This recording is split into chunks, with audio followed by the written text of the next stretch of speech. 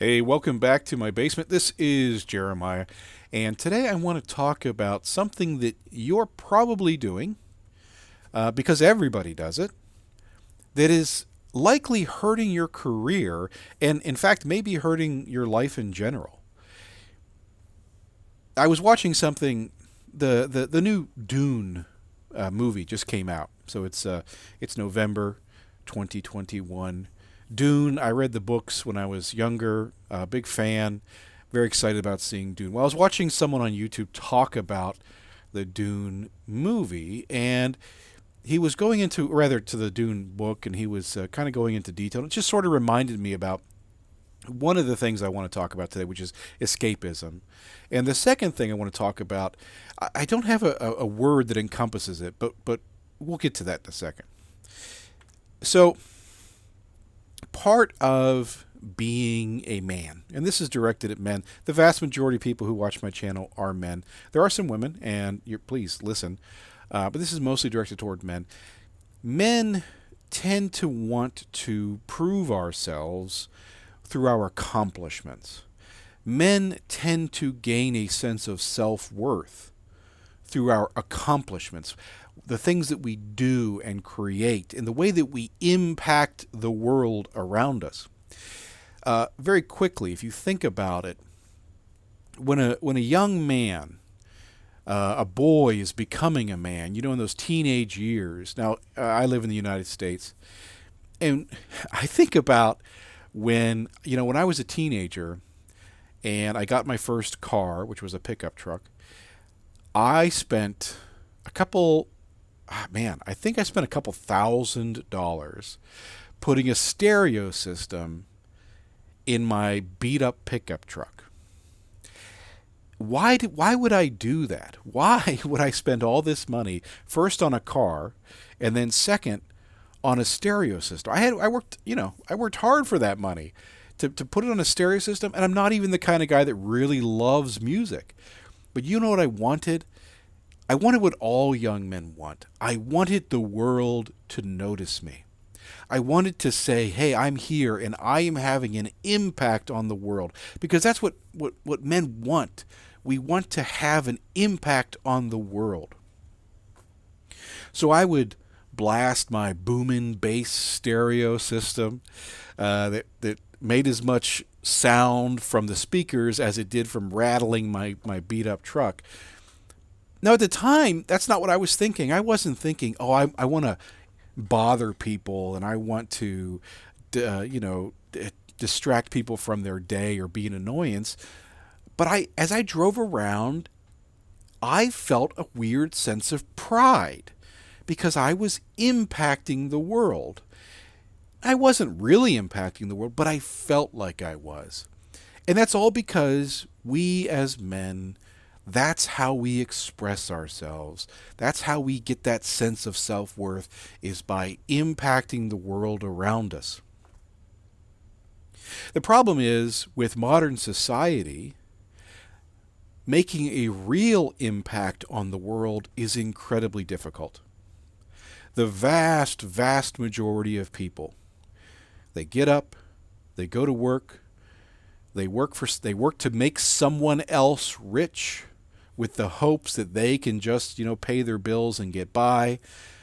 They come home and they work until their health just simply doesn't permit it anymore.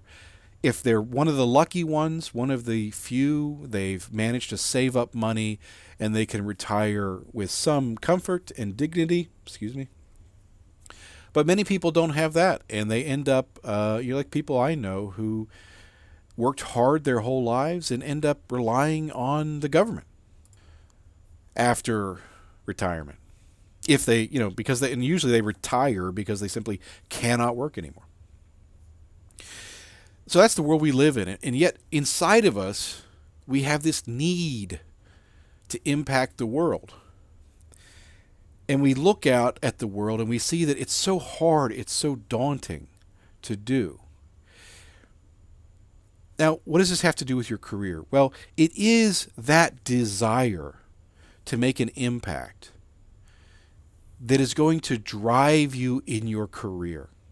It's that desire that fuels that part of yourself that is willing to sacrifice the time, energy, and money to study, to work hard, to go above and beyond when necessary so that you can advance your career, you can learn new skills, you can keep yourself relevant and continue to grow your career. However, for most of us, there's an easier way to satiate that part of ourselves. Two ways. One is escapism, and it's just what it sounds like. I used to work with a guy who I liked. We were friends. And he was a few years younger than me. And he, as much as I liked him, and we even hung out a little bit, as much as I liked him, he also kind of drove me nuts because he was the type of person that showed no ambition. He did what was asked of him at work and nothing more. The idea of going home and studying to get certifications, it didn't interest him. He had a very attractive girlfriend. They had dated since high school. And his life was okay. He paid the bills. He didn't, they didn't have money for vacations. They didn't have money for anything really fancy, but they paid the bills and they got by. But he was always reading fantasy novels, just always talking to me about reading fantasy novels. When I played Dungeons and Dragons, he was our DM because he was great at storytelling and just loved that thing. But that was like his life. He worked to enable him to watch anime and read fantasy novels. He was all about escapism. And because of that, his life stagnated at like 24 years old. His life stagnated. And to me, that was just so weird. Why would you stop at 24? Now, eventually, I think they got married, and then his wife they had a baby. Soon after that, she left him. Why? Because she got what she needed. She got out of the relationship and this sounds cruel, but while accomplishment tends to drive men, relationships, connections, and family tends to drive women. Tends to. I'm speaking in broad generalities here. So once she had that child, and then she looked at her husband and said, whoa, this guy's a deadbeat. I need to take care of my baby. I need to find somebody better. Someone who works harder, who makes more money, who has ambition. And she divorced her husband.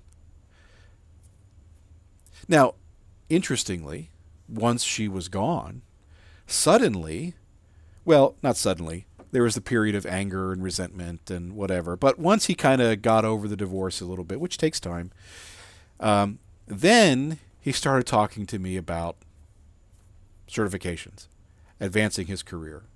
Then we started working on that a little bit together. He just a little bit. I wasn't that involved. I did help him to get a job and kind of make some changes in his life, but whatever. Okay, so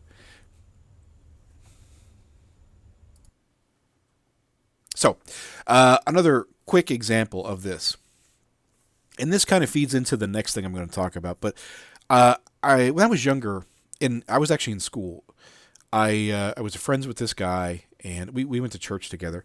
And so I'd see him mostly just on Sundays at church. And I remember Sundays we'd go to church, and I'd be standing there talking to him, and he would be telling me, he was a few years older than I was, and he'd be telling me about his latest adventures of Dungeons and Dragons. Now listen, I love the idea of Dungeons and Dragons.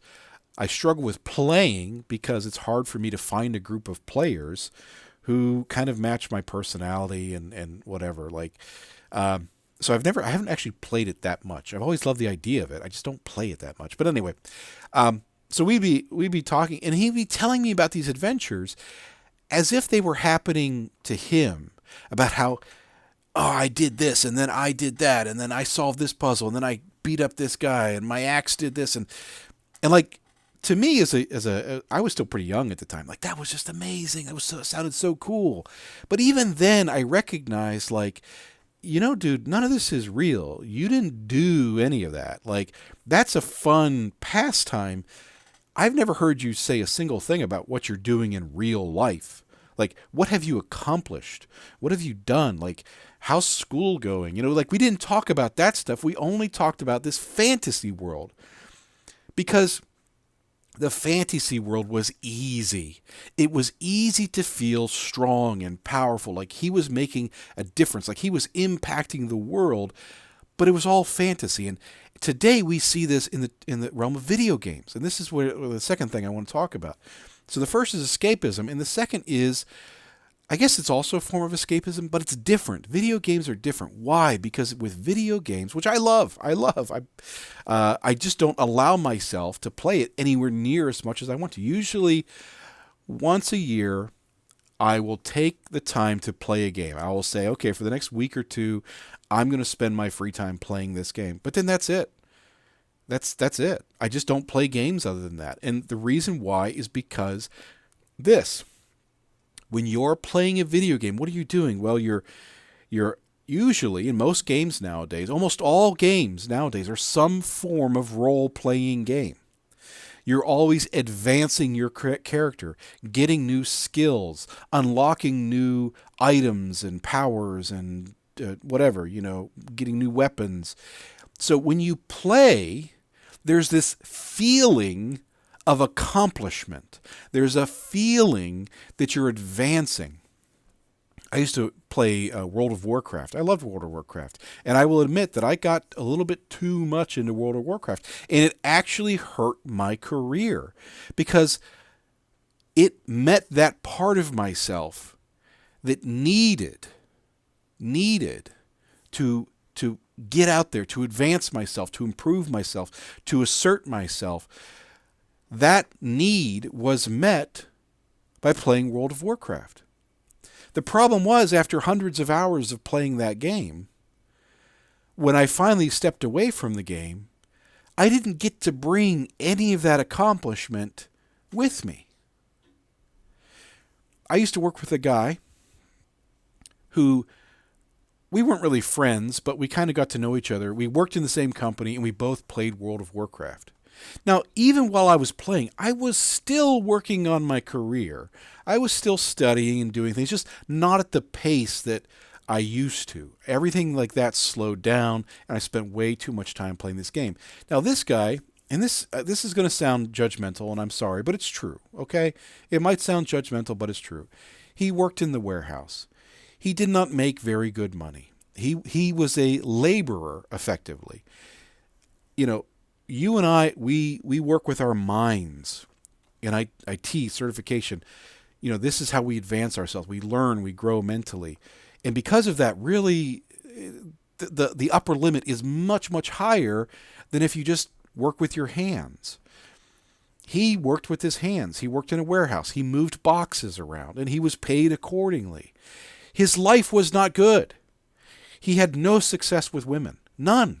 He hadn't dated in years, and he didn't have any prospects of dating in years. He was relatively out of shape. Even though he worked, in a warehouse, he wasn't in good shape. So he wasn't going to physically attract a woman. He wasn't going to attract a woman with his accomplishments or with his salary. And he'd pretty much given up on that because making the changes that were going to help him achieve what he really wanted in life was going to be hard, time-consuming. It would take months or years worth of hard work to turn his life around. But you know what was not hard? Going home every day and playing World of Warcraft. Sure, he had to grind through World of Warcraft. He had to do quests and do all this stuff. But he still saw steady improvement. As long as he put the time in, he saw the steady improvement. And he got that sense of accomplishment. I've accomplished something. And the way that he talked about himself and his character and his accomplishment in the games, he talked as if he had actually achieved something. He had great pride in what he had done. But what always struck me was, dude, What happens when the game goes offline? Even if it's 10 years from now, what happens to your life? All that, everything you did, all that time and energy, gone. You have nothing to show for it. Nothing to show for it.